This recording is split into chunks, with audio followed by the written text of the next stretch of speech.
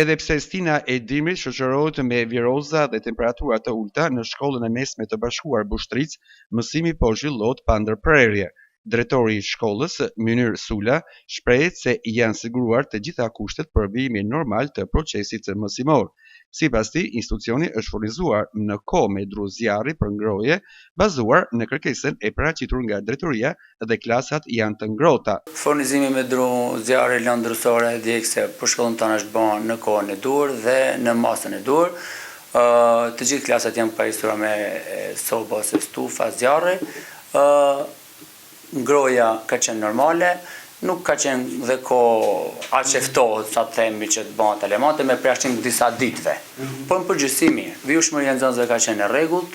Kemi pas në periudhën e janarit, periudha e virale e gripit, që kemi pas pak mungesa, por normalisht nxënësit kanë viju rregullisht në shkollë. Sa i përket frekuentimit, drejtori thekson se numri i nxënësve mbetet i qëndrueshëm krahasuar me vitin e kaluar, duke mos pasur rënje të ndjeshme.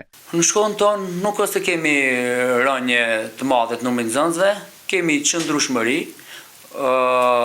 Kryesisht te shkolla mesme ose arsimimi mesëm i lartë, kemi prurje që vijnë nga njësitë administrative Kalaj Dodës, njësia administrative Ujmisht, Gryçaj, Kalis, si edhe të Bushtricës, ndërsa për arsimin nëntëvjeçar kemi ca luhatje të vola, por që janë të pranueshme.